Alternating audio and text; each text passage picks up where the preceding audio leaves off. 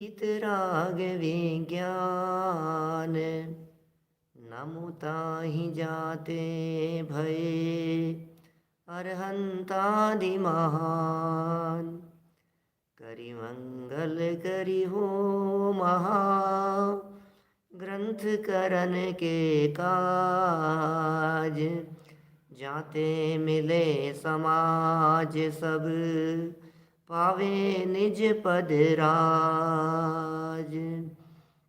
इस भव तरु का मूल एक जानहु मिथ्या भाव ताको करि निर्मूल अब करिए मोक्ष उपाव करिए मोक्ष उपाव।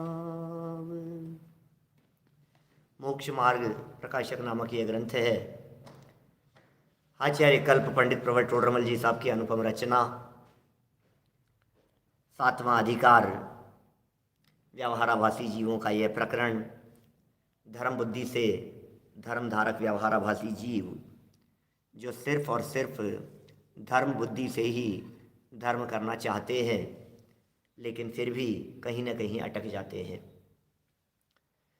इसमें सर्वप्रथम सम्यक दर्शन के अन्यथा रूप की चर्चा हुई, और सम्यक दर्शन के अन्यथा रूप की चर्चा में देव भक्ति का अन्यथा रूप, गुरु भक्ति का अन्यथा रूप, शास्त्र भक्ति का अन्यथा रूप बताया। ये एक पॉइंट था सम्यक दर्शन के अन्यथा रूप का। इसी बात को जब थोड़ा सा और आगे बढ़ाया तो फिर 7 तत्वों के अन्यथा रूप की चर्चा।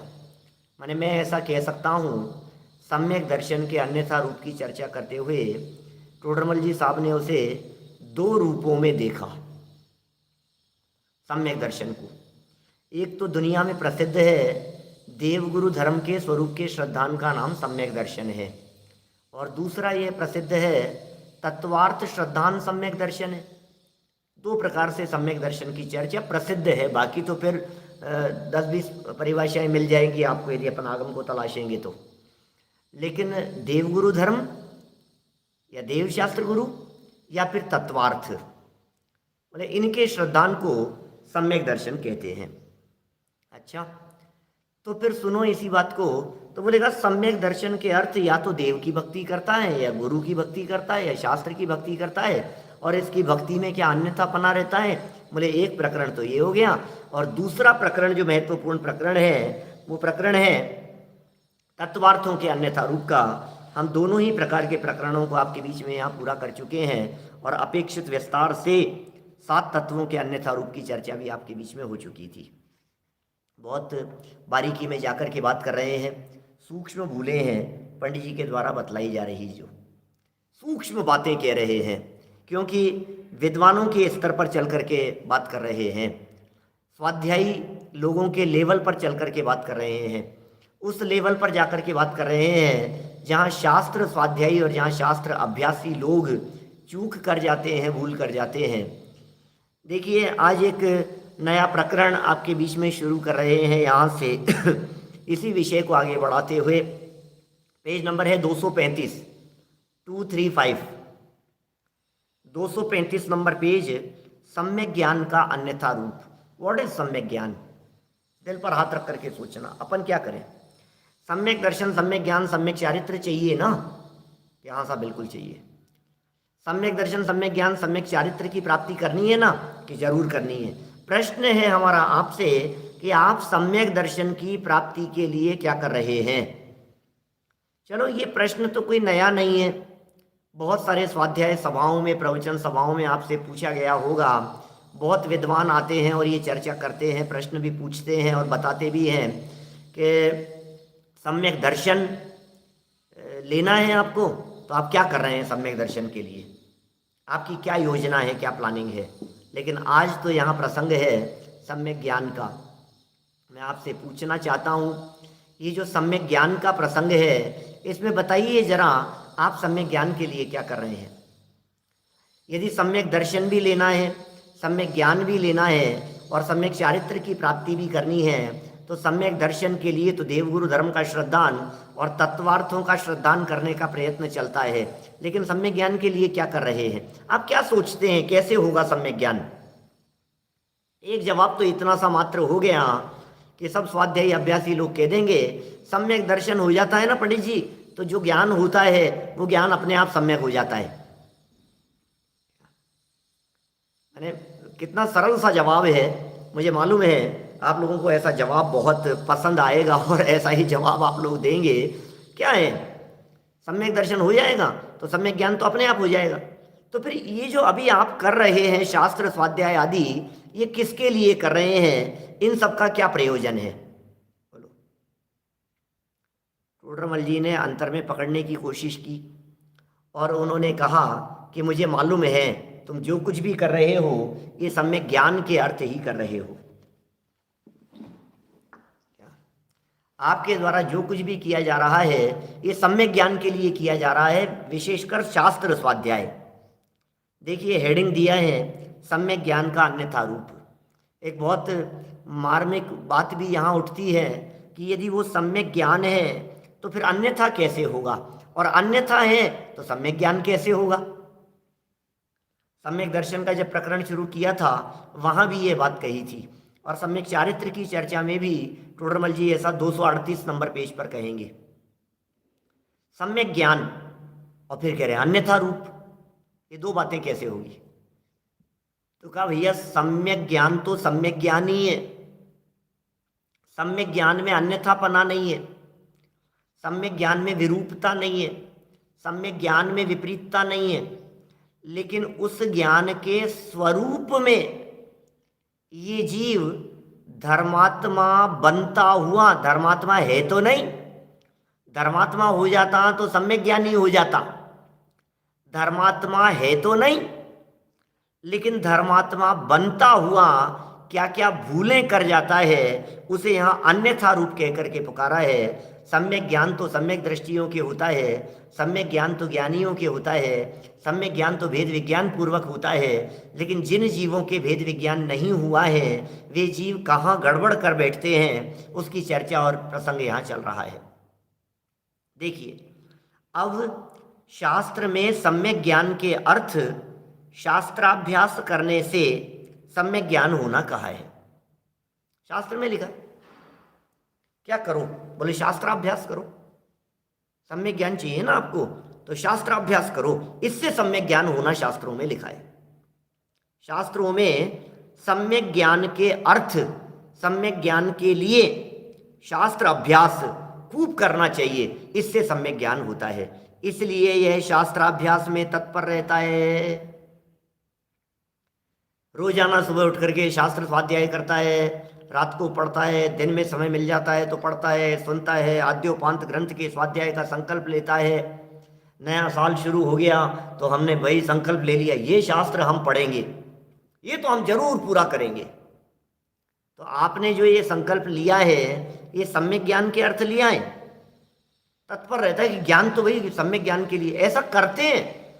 भले ही हमारे अभ्यासी स्वाध्यायी लोग इस शास्त्राभ्यास को सम्यक ज्ञान नहीं मानते हों, लेकिन फिर भी जनागम को आधार बना करके ना समझ नादान लोग इसे शास्त्राभ्यास कहते हैं और इसमें तत्पर रहते हैं। वहाँ क्या क्या करते हैं भैया आप? शास्त्राभ्यास के लिए क्या क्या करते हैं? बोलो कितनी बातें लागू होगी, गंभीरता से सोचना। जितेंद्र जी भाई साहब, प्रमोद जी साहब, हर्षवर्धन जी साहब, देखो जरा, हम लोग सब थोड़ा सा गहरा स्वाध्याय हो गया, थोड़ा सा विशेष स्वाध्याय हो गया तो हम क्या करने लगते हैं? थोड़ा सा गहरा स्वाध्याय होते ही 4 लोगों को लेकर के बैठ जाते हैं, उनको समझाने लगते हैं, उनको अभ्यास करने लगते हैं। अच्छी बात है, नो डाउट, अच्छा है, होना भी चाहिए, करना भी चाहिए, लेकिन ये कह रहे हैं वहाँ सीखना सिखाना खुद सीखता है। कितने ही लोग मेरे को कहते हैं कोई प्रकरण पर प्रवचन करने होते हैं तो पहले सुनते हैं आपका, फिर उसके बाद में प्रवचन करते हैं। तो पहले खुद सीखता है फिर सिखाता है। मुझे गुणस्थान पढ़ाने थे, आपका पूरा गुणस्थान का पढ़ा। मैं तत्वार सूत्र पढ़ा रहा हूँ, आपके रोजाना सुन रहा हूँ तत्वार सूत्र के बारे में। ये जो मार्मिक बात मिल जाती है। मोक्ष मार्ग प्रकाशक पढ़ाना है, बोले ये आपके सुन सुन करके ये सुन लेते हैं, फिर नोट्स बनाते हैं। बाल बुद्ध पढ़ा रहे हैं, वितराग विज्ञान पढ़ा रहे हैं, तत्व ज्ञान पढ़ा रहे हैं, तो तत्व ज्ञान के आपके लाइन से प्रोफेसर मिल जाते हैं, हम उनको पढ़ते हैं और फिर पढ़ाते हैं। पहले खुद पढ़ते हैं, खुद अभ्यास करते हैं, फिर दूसरे लोगों को पढ़ाते हैं। तो कह रहे हैं सीखना भी और सिखाना भी, दूसरों को भी सिखाते हैं, तो गलत नहीं है, सीखना भी चाहिए और सिखाना भी चाहिए। और याद करना और वांचना, पढ़ना आदि क्रियाओं में उपयोग को रमाते हैं, कुछ गलत नहीं है इसमें, कुछ गलत नहीं है भाई साहब। जो आप कर रहे हैं, जो आप करते हैं, जो आप करना चाहते हैं, जो आप प्रभावना की दृष्टि से कर रहे हैं, उसमें कुछ गलत नहीं है। हम कोई माइनस पॉइंट नहीं निकाल रहे हैं आपके, आप जो कर रहे हैं बहुत अच्छा कर रहे हैं, कीजिए, इट्स गुड। बट टोडरमल जी का परंतु है अगले वाक्य में, उसकी तरफ थोड़ा सा ध्यान दे लेना। यहां तक क्या वाक्य पढ़ा है अपन ने, ये कह रहे हैं सीखना, सिखाना, याद करना बहुत अच्छी हैबिट्स है। आप जिन धर्म की प्रभावना में बहुत उत्कृष्ट कार्य कर रहे हैं, यदि आप अपने घर परिवार के लोगों को बैठ करके स्वाध्याय कर रहे हैं, करा रहे हैं, तो बहुत सारे लोग अपने घर में बैठ करके, अपने परिवार, अपने माता पिता, अपने पत्नी, अपने बच्चे, सबको लेकर के बैठ जाते हैं, स्वाध्याय करते हैं। अच्छी बात है, बहुत अच्छा है। अमेरिका के अंदर हमारे बहुत सारे साधर्मी करते हैं, यहाँ भी इंडिया के अंदर भी बहुत सारे साधर्मी ऐसे हैं जहाँ जाते नहीं है, जहाँ कहीं शास्त्र स्वाध्याय होता नहीं है मंदिरों में।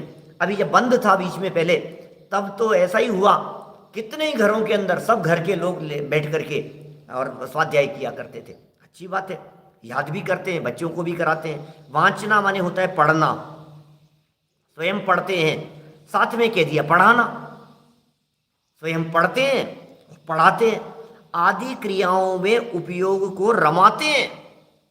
ओह अच्छी बात है, उपयोग पाप भाव से हट गया, उपयोग जनवाणी के पठन पाठन में लग गया, उपयोग विषय कषायों से हट गया, टीवी से, बीवी से, न्यूज़पेपर से, व्यर्थ की चर्चाओं से, वाद विवाद से, व्यर्थ की कलह से अपना उपयोग हट गया और जनवाणी में अपना उपयोग लग गया। इससे अच्छा और क्या हो सकता है? बहुत अच्छी बात है उपयोग। अच्छा इतना ही नहीं, उपयोग को रमाते हैं, रमाते हैं, ये बड़ा गजब का शब्द है टोडरमल जी का, उपयोग को रमाते हैं।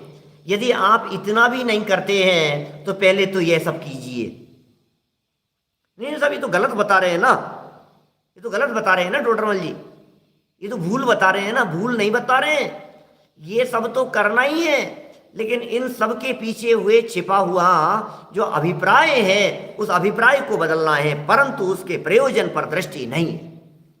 ये मूल बात पकड़ रहे हैं, बोलो, प्रयोजन पर दृष्टि नहीं है, मूल बात को नहीं पकड़ पा रहा है, असली बात क्या थी उसे नहीं पकड़ पा रहा है। शास्त्र स्वाध्याय किसके लिए किया जाता था? जिनवाणी जिनवाणी पढ़ने के लिए नहीं पढ़ी जाती है, जिनवाणी अपने आप को जानने के लिए पढ़ी जाती है। शास्त्र पढ़ करके शास्त्र नहीं पढ़ना है, शास्त्र पढ़ करके आत्मा को पढ़ना है। जिनवाणी पढ़ करके अपने आप को देखना है, शास्त्र पढ़ करके आत्मा के स्वरूप को जानकर आत्म स्वरूप का अनुभव करना है। मूल प्रयोजन तो ये है भाई साहब। क्या प्रयोजन है बताइए? शास्त्र स्वाध्याय का प्रयोजन क्या है? समय सार पढ़ने का प्रयोजन क्या है? समय सार पढ़ लिया था पंडित जी, समय सार पढ़ना है हमारे को, समय सार पढ़ना है, पढ़ाएंगे सब, पढ़ाएंगे बिल्कुल। समय सार वर्ष, समय सार की करेंगे चर्चा। अभी टोडरमल जी का वर्ष चल रहा है, तो टोडरमल जी का मुख्य मार्ग प्रकाशक चल रहा है। हमें आपसे ये कहना है, हमें आपसे ये पूछना है, हमें आपसे ये बात करनी है क्या कि बतलाइए आप शास्त्राभ्यास में उपयोग को रमाते हैं कि नहीं? कि नहीं रमाते हैं साहब, रमता तो नहीं है पंडित जी, क्या बात बतलाएं कि नहीं रमता है? तो बैठो जरा शास्त्र स्वाध्याय करने के लिए, गंभीरता से स्वाध्याय करो कि नहीं नहीं रमता है। कर्णानुयोग के विषयों में बहुत स्वाध्याय रमता है। घूमट सार पढ़ते तो बड़ा मजा आता है, एक एक चीज को, मारगणाओं को देखते हैं, इनको देखते हैं, गुणस्थानों की चर्चाएं पढ़ते हैं, तो बहुत मजा आता है, उसमें उपयोग रमता है। त्रिलोक की चर्चाएं पढ़ते हैं तो उपयोग उसमें रमता है, मजा आता है हमारे को। यार क्या गजब यार, करूँ कितना गजब। नंदीश्वर द्वीप की चर्चा को जब हमने पढ़ा, नंदीश्वर द्वीप की चर्चा में जब अपन ने अपने उपयोग को लगाया, तो बिल्कुल ऐसा गहराई से समझ लिया कि अब जब हम नंदीश्वर द्वीप की पूजन करते हैं तो हमारे को बहुत मजा आता है, उपयोग रमता है। विधान करते हैं, पूजन करते हैं, हमारा मन उपयोग रम जाता है उसमें। भाई साहब यहाँ कुछ कहना चाहते हैं टोडरमल जी साहब, यहाँ कुछ कहना चाहते हैं, तू उपयोग को तो रमाता है लेकिन उसके प्रयोजन पर दृष्टि नहीं है। ये उपयोग को रमाने का प्रयोजन क्या शुभोपयोग मात्र था? ये उपयोग क्यों रमाता था? बोलो, तेरा प्रयोजन क्या था इस उपयोग को रमाने का और भ्रमाने का? कहीं ऐसा तो नहीं है कि प्रयोजन तो भूल गया? भैया एक वाक्य बहुत प्रसिद्ध है, बार बार कहा जाता है, आयोजन में प्रयोजन को मत भूल जाना। आयोजन में प्रयोजन को मत भूल जाना। ये जो आयोजन है, शिक्षण शिविर लगाया है, आयोजन है, विधान किया है, आयोजन है, अष्टानिका का प्रसंग चल रहा है, धूमधाम से खूब प्रभावना हो रही है, ये आयोजन है। 8 दिन का खूब धूमधाम से हमने विधान किया, सिद्ध चक्र विधान किया, बड़ा अच्छा धूमधाम। और फिर आज के आनंद की जय हो, मजा आ गया, बहुत धूमधाम से हुआ साहब। और क्या गजब, कितने लोगों ने लाभ लिया। भैया प्रयोजन क्या था ये बतला? पब्लिक इकट्ठा करना प्रयोजन था क्या? भीड़ इकट्ठा करना प्रयोजन था क्या? पैसा इकट्ठा करना प्रयोजन था क्या? तेरी दृष्टि कहीं गलत जगह पर तो नहीं थी? प्रयोजन कहीं गलत तो नहीं था? भीड़ इकट्ठी हो रही है, लोग इकट्ठे हो रहे हैं, नाम हो रहा है, कहीं ऐसा तो नहीं है यश प्रतिष्ठा का प्रयोजन हो? कहीं ऐसा तो नहीं है आत्म प्रशंसा का प्रयोजन हो? कहीं ऐसा तो नहीं है लोग मुझे पसंद करें, लोग मुझे देखें, लोग मुझे सुने, लोग मुझे चाहें? कहीं ऐसा तो प्रयोजन नहीं है? कहीं अपने आप को बड़ा दिखाने का प्रयोजन तो नहीं? अरे आप जानते नहीं हो मैं कौन हूं, आप जानते नहीं हो, हम सब जानते हैं। तू ये बता, तू अपने आप को जानता है कि नहीं? हम तो अपने आप को भी जानते हैं और हम तो तुमको भी जानते हैं। एक साधारण सा जीव मात्र है, और है क्या? मनुष्य गति का जीव, और आज मरे और कल तीसरा दिन, दुनिया में कोई पूछने वाला नहीं तुझे, और तू अपने आप को बड़ा बड़ा मान करके चल रहा है। कुछ दम नहीं है इसमें, जिस चीज से तू अपने आप को बड़ा मान रहा है। 4 गाथाएं ग्रंथों की क्या पढ़ ली, अपने आप को सुपर समझने लगा, अपने आप को बहुत बड़ा ज्ञानी धर्मात्मा समझने लगा। कहते हैं ना, अध जल गगरी छलकत जाए। ये जगत में वस्तु स्थिति ऐसी है, थोड़ा सा पढ़ लेता है व्यक्ति, थोड़ा सा ज्ञान हो जाता है तो उसका अभिमान होने लगता है। थोड़ा सा ज्ञान होकर के ऐसा समझने लगता है मैं बहुत बड़ा ज्ञानी हो गया, जैसे मेरे जैसा ज्ञानी कोई जगत में है नहीं, ऐसा मानने लगता है। भैया सम्यक ज्ञान हुआ कि नहीं, भेद विज्ञान हुआ कि नहीं? भेद विज्ञानियों को ज्ञान का अभिमान नहीं होता, और जिन्हें ज्ञान का अभिमान होता है वे भेद विज्ञानी नहीं होते। ये ज्ञान अभिमान के लिए नहीं है, ये ज्ञान आराधना के लिए है।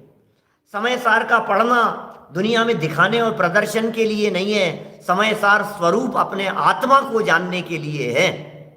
वो आत्मा पकड़ में आया कि नहीं?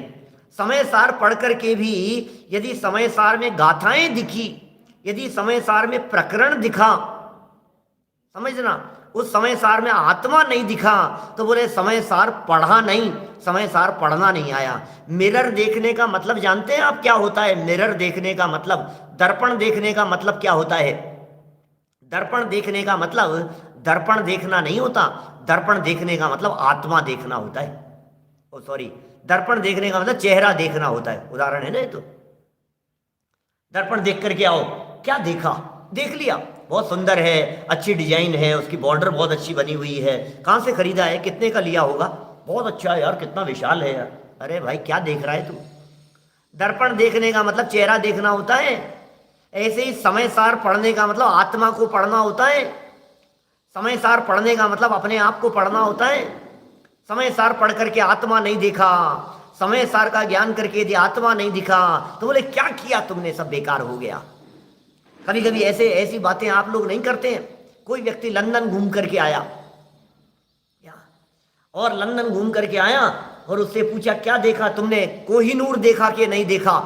कि नहीं साहब वो तो नहीं देखा। बोले अरे यार लंदन जाना बेकार हो, जाके क्या किया तूने? हम गए थे ना, जब पहली बार लंदन गए थे तब हमने कोहिनूर नहीं देखा था क्या? फिर दोबारा गए तब देखा हमने। तो पहली बार जाकर के आए तो हमसे पूछे एक सज्जन ने, हम लंदन गए थे कोहिनूर देखा कि नहीं देखा? अरे यार क्या किया वहां जाकर के, वो नहीं देखा यार। ऐसा लगता है ना। पेरिस गए और आईफिल टावर नहीं देखा।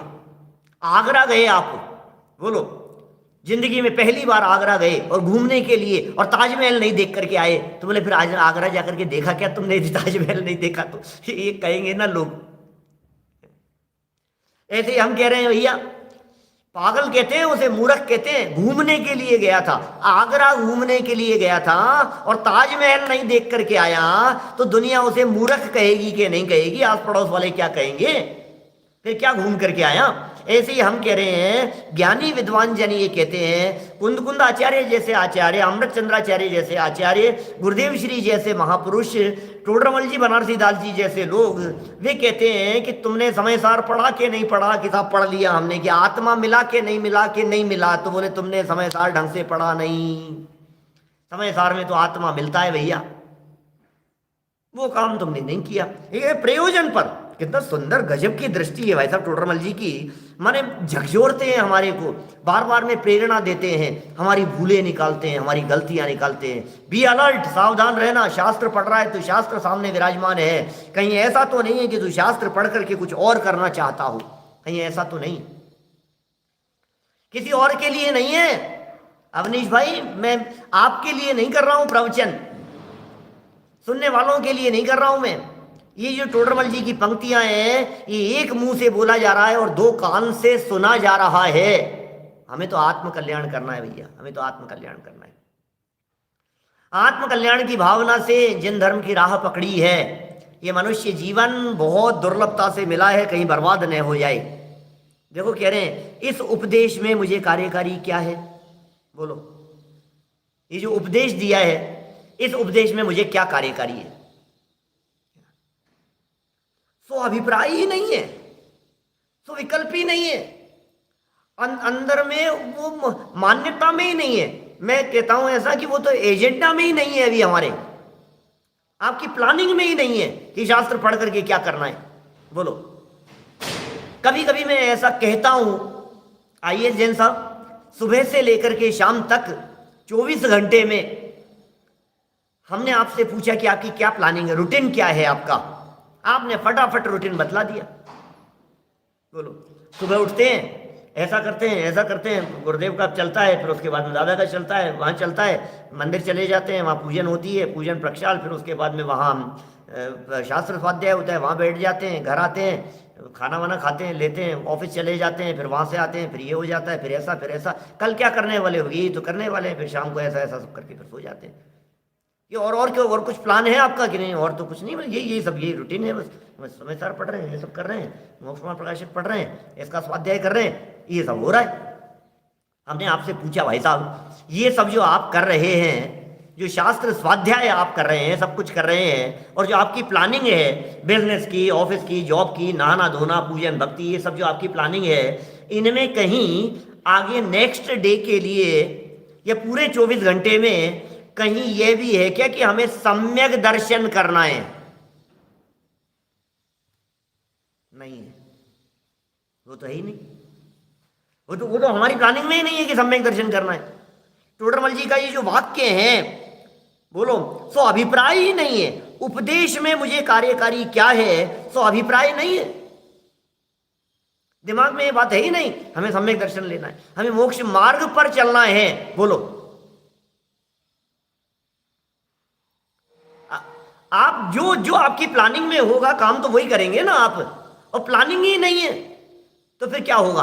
रूटीन सेट है हमारा बिल्कुल, सुबह उठने से लेकर के रात को सोने तक का हमारा पूरा का पूरा रूटीन सेट है, और जिस तरह का रूटीन सेट है उसके हिसाब से हम बिल्कुल यंत्रवत, सही शब्द का प्रयोग किया है, मशीन की तरह चलते रहते हैं। उठने के बाद में ऑटोमेटिक नहाना धोना, सब पेस्ट ब्रश, ये वो दुनिया भर की चीज, मंदिर जाना, पूजन करना, सब बिल्कुल रूटीन है हमारा, सेट है बिल्कुल। अपने आप ही नहाने धोने के बाद, तैयार हो जाने के बाद, कपड़े पहनने के बाद चप्पल पहनना और फिर मंदिर की तरफ कदम बढ़ जाना और वहां जाकर, बिल्कुल रूटीन है हमारा, सेट है बिल्कुल। उसमें कहीं आता है क्या वेद विज्ञान का अभ्यास? उसमें कहीं आता है क्या सम्यक दर्शन? उसमें कहीं आता है क्या कि ये काम हमारे को करना है? नहीं आ रहा है कहीं भी। कह रहे टोडरमल जी की इन पंक्तियों को पढ़ो जरा, क्या कह रहे हैं? इस उपदेश में मुझे कार्यकारी क्या है, सो अभिप्राय नहीं है। स्वयं शास्त्राभ्यास करके औरों को संबोधन देने का अभिप्राय रखता है। लो, शास्त्राभ्यास क्यों करता है? मुझे मालूम है हमारी सभा के अंदर बहुत सारे लोग ऐसे भी हैं जो शास्त्र स्वाध्याय करते भी हैं और कराते भी हैं। मुझे मालूम है बहुत सारे विद्वान भी सामने बैठ करके सुन रहे हैं। देखना जरा, जिस दिन प्रवचन नहीं करना होता है, क्या उस दिन स्वाध्याय होता है क्या? दिल पर हाथ रख करके सोचना। मैं तो कहता हूं हमारे विद्यार्थियों को, सब शास्त्री करने वाले विद्यार्थियों को, जो सब पढ़ते हैं, सबको कहता हूं मैं, बोलो कि बेटा खुद करना स्वाध्याय। क्या बेटा? अपने लिए करना स्वाध्याय, दूसरों के लिए नहीं करना। ये जिनवाणी अपने लिए है, ये पठन पाठन अपने लिए है, ये अपने कल्याण के लिए है। इसमें तो मेरा ही प्रयोजन भाषित होता है, इससे तो मेरा ही हित होता है। हम दूसरों के लिए अरे प्रवचन करते हैं, क्या जबरदस्त प्रवचन किया, मैंने तो क्या प्रवचन किया मैंने, लोग देखो आप, मेरे से गद्दी पर से उतरते ही इतने लोगों ने तारीफ की, बेटा बहुत अच्छा बोला, बहुत अच्छा बोला, और मैं बोलने में ही अटक गया, बहुत अच्छा बोला। ये नहीं समझ पाया कि ये बोलना मेरा काम नहीं है, ये नहीं समझ पाया कि वाणी से क्या निकलना है ये भाषा वर्गणा की योग्यता पर निर्भर करता है। जबान से क्या निकलेगा, शब्द क्या निकलेंगे, ये नहीं समझ पाया मैं। अभिमान में फूल गया, कुछ दम नहीं है भाई साहब। लोग पूछ रहे हैं, लोग जय जयकार कर रहे हैं, लोग बुला रहे हैं, लोग सम्मान दे रहे हैं, लोग तुम्हारे ऑटोग्राफ्स ले रहे हैं, तुम्हारे साथ में फोटो खींचा, क्या दम है इन सब बातों में? हो गया, ठीक है, जो भी है। ये टोडरमल जी कह रहे हैं, देखो संबोधन देने का क्या कह रहे हैं, इस उपदेश में मुझे क्या कार्यकारी है, स्व अभिप्राय नहीं है, स्वयं शास्त्राभ्यास करके, प्रथम तो करता ही नहीं है और कदाचित कर लेता है, तो क्या किया, इस कान से बात अंदर आई और इस मुंह से बाहर निकल गई। क्या किया हमने? जैसे बिजनेस करता है ना, जिस तरह से इधर से माल आया और फिर क्या किया, इधर से माल आने के बाद में बोले इधर हमने बेच दिया, निकाल दिया।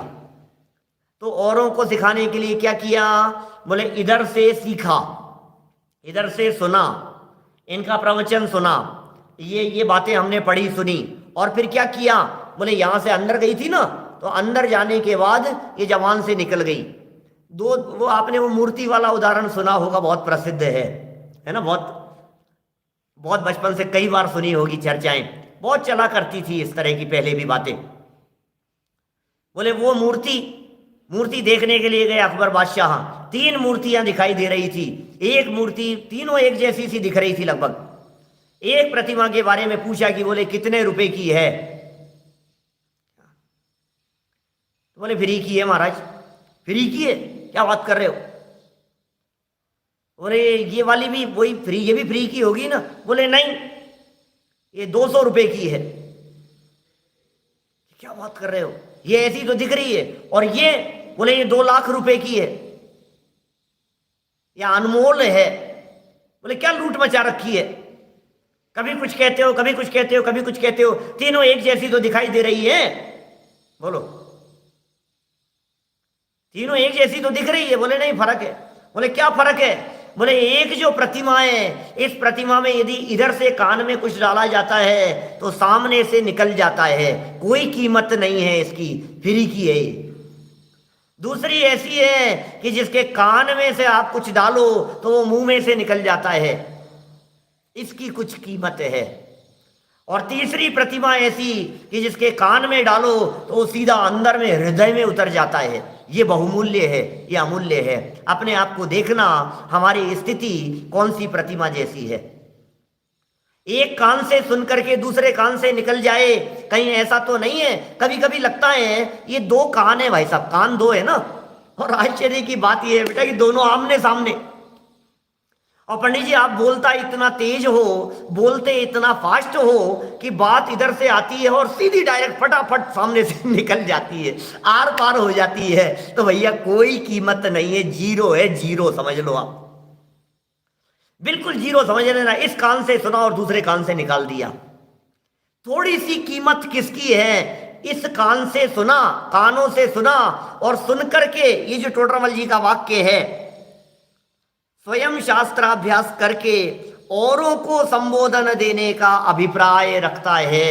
ये सेकंड थोड़ी सी कीमत है। क्या कीमत है? कि दुनिया कीमत लगा लेगी थोड़ी सी। नहीं बहुत अच्छा है पंडित जी, बहुत अच्छा है, लोग 4 लोग मिलकर के तुम्हारी तारीफ कर देंगे, इतना सा हो जाएगा। हासिल तो कुछ होने वाला है नहीं उससे। दोनों कानों से सुना, दूसरी प्रतिमा, दोनों कानों से सुना और जबान से औरों को उपदेश दे दिया, खत्म कहानी। फिर आगे बोले आगे कुछ नहीं, मैं उपदेश दे दिया और क्या है, लोगों को सिखा दिया, समझा दिया लोगों को। अब तीसरी प्रतिमा कौन सी कि सुना तो था दो कान से, जबान से निकालना नहीं है, उसे अंतर में उतारना है, उसे हृदय की गहराइयों में उतारना है। ये जिनवाणी सुनने का अभिप्राय औरों को समझाना नहीं है, ये अभिप्राय में खोट है। कितना सुंदर एक एक वाक्य झकझोर देने जैसा वाक्य दिखाई देता है। आपको लगेगा औरों को उपदेश देने वाली बात तो पंडित जी आप ही के ऊपर लागू होती है, कि नहीं, आपके ऊपर भी लागू होती है। आप सब उपदेशदाता हैं, आप सब उपदेश देते हैं। जहां मौका मिलता है आप जिनवाणी की बातों को दूसरों को समझाने और सिखाने से चूकते नहीं है। मुझे मालूम है आपको मौका मिलेगा तो आप ये प्रतिमा वाला उदाहरण अपने बच्चों को सुना देंगे, सभी सुनाते हैं, दोस्तों को सुना देंगे, चार दोस्तों के साथ में बैठेंगे और कहीं ना कहीं कोई बात जो आपके दिलो दिमाग में बैठी है आप सुना देंगे। उस समय आप भी ऐसे ही होते हैं कि कान से सुन करके जबान से उपदेश दे दिया, ऐसे ही होते हैं आप भी। अंतर में उतरे, सुनो, परवाह नहीं होती किसी और की। आप तो हमारे तो परम गुरु जिन्हें हम कहते हैं तीर्थंकर परमात्मा, वे तीर्थंकर परमात्मा उपदेश देने के चक्कर में नहीं लगते हैं। दीक्षा लेने के बाद सदा के लिए मौन हो जाते हैं, लाइफ टाइम के लिए मौन धारण कर लेते हैं। प्रतिज्ञा होती है उनकी जीवन पर्यंत के लिए मौन धारण, एक शब्द भी नहीं बोलेंगे। अरे जिस आनंद को अनुभव किया है, जिस आनंद को भोगा है, जिस तत्व ज्ञान को अपने अंतर में उतारा है, अंदर में ही समा जाओ बस। क्षण क्षण में अंतर्मुख होते हैं, क्या बोलना और किससे बोलना। वो जो बातें थी तत्व ज्ञान की बातें, वो हृदय की गहराई में उतरी हुई होती है। कितने लंबे समय तक 12 साल लग गए भगवान महावीर स्वामी को, केवल ज्ञान की प्राप्ति नहीं हुई। 12 साल में हुई उन्हें केवल ज्ञान की प्राप्ति। फिर भी 66 दिन बाद में उपदेश हुआ, दिव्य ध्वनि खिरी। 12 वर्ष तक भगवान महावीर स्वामी की वाणी से मुनि भूमिका में एक शब्द भी नहीं निकला। ऋषभदेव स्वामी ने दीक्षा लेने के बाद 1000 वर्ष तक मौन रहे। 1000 वर्ष बाद में केवल ज्ञान की प्राप्ति हुई तो दिव्य ध्वनि गिरना प्रारंभ हुआ। 1000 वर्ष तक मौन रहे। भगवान बोलते क्यों नहीं है, थोड़ा तो बोलो, दूसरों को समझ में आए, दूसरों का उपकार हो जाए, उद्धार हो जाए। महाराज कम से कम एक आध प्रवचन तो आपका होना ही चाहिए, वीकली प्रवचन तो किया करो कम से कम। महीने में एक ही मिल जाए कोई बात नहीं, सब लोग आ जाएंगे, लोगों को सीखने समझने का अवसर मिलेगा कि ये मार्ग सिखाने का मार्ग नहीं है, ये मार्ग तो सीखने का मार्ग है, ये मार्ग तो समझ आने का मार्ग है भाई साहब। तो फिर दिव्य ध्वनि उपदेश, अरे भवि भागन बच जोगे बचाए, भव्य जीवों के भाग्य से स्वयं होती है, हमें कहाँ ऐतराज है उसमें। भव्य जीवों के भाग्य से होती है, हो जाती है, अपने आप दिव्य ध्वनि खिल जाती है। देखिए शास्त्राभ्यास करके प्रथम नहीं करने वालों को करने का उपदेश, फिर करने वालों को अन्य को संबोधन देने का उपदेश, सिखाने का उपदेश। बोले सीखो भी और सिखाओ भी, लेकिन इतना मात्र अभिप्राय मत रखना। और बहुत से जीव उपदेश माने तो वहां संतुष्ट होता है। हृदय को टटोलना थोड़ा सा ऐसा नहीं लगता है। आज हमने बात कही संजय जी आपको कुछ, और बोलो आपने इस बात को सुनकर, जैसे ही आपने सुना और सुन करके उस बात को, अरे पंडित जी जैसे आपका आदेश, ऐसे कहते हैं ना सब लोग, बहुत सारे लोग, पंडित जी बस आपने कह दिया, बस हाथ जोड़ करके सब तैयार हो जाते हैं, भाई ये बिल्कुल हम तो तैयार हैं, आप तो बोलो। तो जब हमारे बात कही गई बात को सामने से कोई व्यक्ति मानता है, अपने हृदय को टटोलना, अपने हृदय को टटोलना। मैं अपने हृदय को टटोलता हूं, मैं अपने मन के चोर को पकड़ता हूं, ठीक है ना। आपका आदेश सर माथे पर, ऐसे कहते हैं सब। मैं अपने चोर को पकड़ता हूं, आपने अपने हृदय के चोर को पकड़ना। भूल तो हमें अपनी निकालनी है। सम्यक ज्ञान के अन्यथा रूप का प्रकरण सम्यक ज्ञान प्रकट करने के लिए, अपने आप के लिए है ना। हमें अपनी चूक निकालनी है, कहाँ गड़बड़ हो गई है। अरे यार तू किससे संतुष्ट हो रहा है? 4 आदमियों ने तेरा कहना मान लिया, दुनिया तेरे हिसाब से चल रही है, लोग तेरा आदेश मान रहे हैं, तो तू क्या क्या हो गया इसमें? लोग तो हमारा आदेश मान रहे हैं, लोग सब हमारी मान रहे हैं, हम अपने आप को धन्य और भाग्यशाली समझ रहे हैं। अरे तुम्हें पता है मेरी कितनी चलती है, तुम्हें पता है कितने लोग मेरे आदेश को मानते हैं, तुम्हें पता है कितने कितने लोग मेरे आज्ञा के अनुसार, एक आदेश दे दूं ना आज तो भाई साहब कितनी भीड़ इकट्ठी हो जाए, तुम कल्पना नहीं कर सकते हो। कितने लोग ऐसे हैं जो ये कहते हैं पंडित जी आप बोलो तो सही, बस एक एक जवान मेरी निकलने की देर है भाई साहब, भूचाल मच जाएगा धरातल पर। ऐसी बातें करते हैं लोग अपने बड़प्पन की, मैं बहुत बड़ा, मैं बहुत बड़ा, मेरे जैसा कोई दूसरा नहीं। इस प्रकार की बातें करने वाले दुनिया में बहुत सारे लोग हैं। सुन, अच्छा लगता है लोग हमारा कहना माने। अरे पंडित जी पूरे घर में किसकी चलती है? कभी कभी लोग इस तरह की बातें पूछ लेते हैं, हमारे से भी पूछ लेते हैं, आपके घर में किसकी चलती है? आपसे भी पूछते होंगे और आप भी चर्चा, किसकी चलती है आपके घर में? हमारी चलती है अपने घर में, अपनी नहीं चलेगी क्या? अरे सुनो, आस पड़ोस में भी चलती है। आस पड़ोस वाले कहीं भी कोई समस्या होती है हमसे पूछने के लिए आते हैं। पूरे मोहल्ले में, पूरे गांव में इतनी चलती है आज तो, एक बात यदि हम कह देंगे गांव में कि यहां मंदिर बनेगा तो फिर वहीं बनेगा। हमने कह दिया कि इनको बुलाना है तो फिर उन्हीं को बुलाना है। हमने कहा आयोजन के अंदर इस तरह की योजना, ऐसा ही होगा, इन्होंने कह दिया तो ऐसा ही होगा। कैसा समझता है? समाज में चल रही है हमारी, सब पर चलाना चाहता है और दुनिया हमारी बात सुनती है, समझती है। तो टोडरमल जी का ये वाक्य, बहुत से जीव उपदेश माने तो वहां संतुष्ट होता है। सुनो भैया, दूसरों ने तुम्हारा उपदेश माना तो तुम संतुष्ट हो गए। एक बात बतलाओ, तुमने किसका उपदेश माना? हमारा उपदेश दूसरों ने माना, ये बात सुनकर के तो हम संतुष्ट हो गए बेटा। मेरी बात मानते हैं, अरे मेरी बात मान रहे हैं, मैं सीनियर हूं क्या, ये सब मेरे से जूनियर हैं, है ना, ये सब मेरी बात मानते हैं, मेरा रिगार्ड करते हैं। ठीक है, कोई बात नहीं, तुम किसका करते हो ये तो बतलाओ। हम तो जिनवाणी की भी नहीं मान रहे, हम तो वितरागी संतों की भी नहीं मान रहे, हम तो तीर्थंकरों की भी नहीं मान रहे, हम तो भगवान की भी मानने को तैयार नहीं है और अभिप्राय ये रखते हैं कि दुनिया मेरी माने और संतुष्ट होता है उसमें। बहुत अच्छा, कितना कितना अच्छा फीलिंग आती है उसमें। मैंने कही और यार सबने मान ली। अरे ये मैं सही बात बतलाऊं क्या आपको, लोग तो इतनी सी बात में खुश हो जाते हैं कि हमने थोड़ा सा एक लड्डू फोर्सफुली इनको खिलाने का प्रयास किया, मना कर रहे थे और फिर इन्होंने हमारी बात मान ली, इसमें हमारा दिल खुश हो जाता है, इन्होंने हमारी बात मान रख लिया। चलो आप कह रहे हो तो चलो आधा खा लेता हूँ। अरे नहीं, बहुत अच्छा, बस हम तो बहुत खुश हैं कि आपने बस हमारे खिलाने से खा लिया। हम बहुत खुश हैं आपने हमारे कहने से एक रोटी और ले ली। हम बहुत खुश हैं कि आपने एक चम्मच खीर हमारे कहने से ले ली, हमारा कहना मान लिया। लोग इसमें खुश हो जाते हैं, इसमें खुशी मिलती है, हमारा कहना मान लिया, हमारा कहना मान लिया। भाई साहब देखो तो सही, खुद को समझाना है यहाँ तो। कितना सुंदर हो गई यहाँ की बात, आगे बढ़े। परंतु, अब पंडित जी साहब का परंतु है। अभिनंदन जी भाई साहब थे, अभी चले गए, सुबह निकल गए यहाँ से। वो कहते हैं 700 जगह पर परंतु शब्द का प्रयोग किया है मोक्ष मार्ग प्रकाशन में। टोडरमल जी साहब ने 700 जगह पर परंतु लिखा है, और परंतु माने अभी तक जितनी बात कही है सबके ऊपर चौकड़ी मार दो, अभी तक जितनी बात कही है सबके ऊपर पानी फेर दो। क्या आप अच्छे तो बहुत हो, परंतु, अब परंतु माने क्या हुआ? क्या परंतु माने माने कोई माइनस पॉइंट बतलाना हो जाता, माने अच्छे तो बहुत हो, लेकिन लड्डू कैसे बने पंडित जी? अच्छे तो बहुत है परंतु, अब परंतु का मतलब यह है कि जो कहा है ना उस पे पानी फिर जाएगा। परंतु क्या चीज है? टोडरमल जी क्या कह रहे हैं यहां?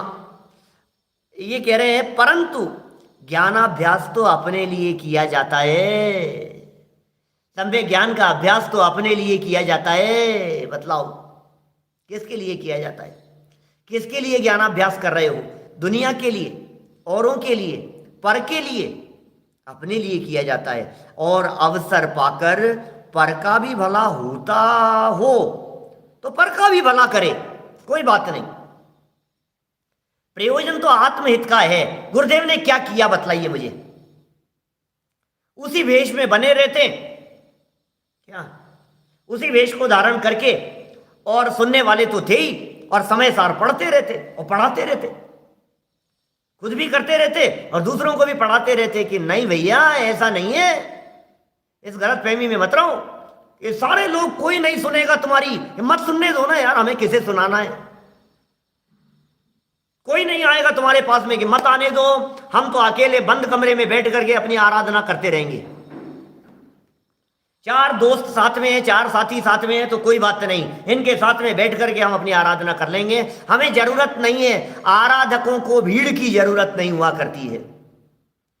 आराधना करना है कि साहब फिर प्रभावना नहीं, बोले प्रभावना होती हो तो होवे, उसमें भी कोई दिक्कत नहीं है।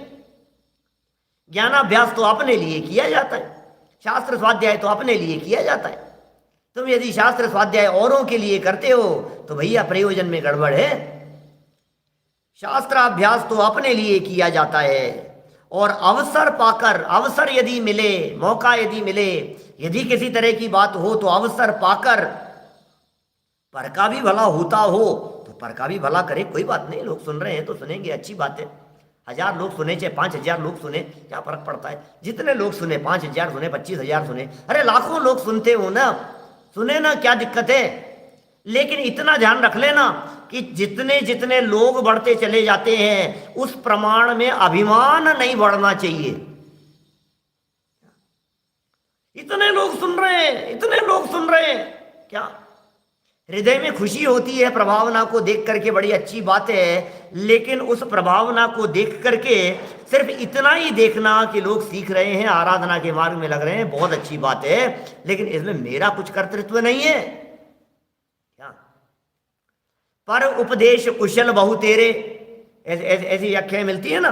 दूसरों को उपदेश देने में तो कुशल है, होशियार है सब, उपदेश देने में तो जिसको देखो वो उपदेशदाता दिख जाता है। औरों का भला हो तो भला करे, तथा कोई उपदेश ना सुने तो मत सुनो। स्वयं क्यों विषाद करे, और ये क्या हुआ है? लोग आए ही नहीं यार, आज मेरे प्रवचन सुनने के लिए इतने कम लोग आए, ये क्या हुआ? ऐसा क्या हो गया? अरे कम हो गए तो कम हो गए, ज्यादा हो गए तो ज्यादा हो गए। ज्यादा बढ़ जाने पर अभिमान नहीं, और कम हो जाने पर विषाद नहीं। समता भाव किसका नाम है? सहजता किसका नाम है? सुनो तो सुनो, नहीं सुनो तो नहीं सुनो।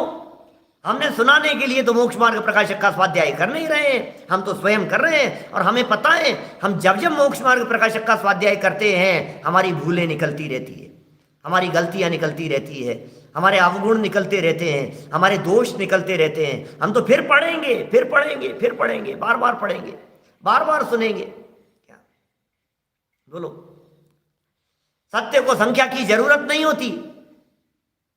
बातें बड़ी गजब गजब की बातें हैं भाई साहब। सत्य को संख्या की जरूरत नहीं होती, सत्य में समझौता नहीं होता, सत्य समझौते की अपेक्षा नहीं रखता। सत्य तो सत्य है। अवसर पाकर के भला होता हो तो भला करें, कोई उपदेश ना सुने तो मत सुनो। स्वयं क्यों विषाद करे? शास्त्रार्थ का भाव जानकर अपना भला करना भैया, शास्त्राभ्यास का भाव समझना।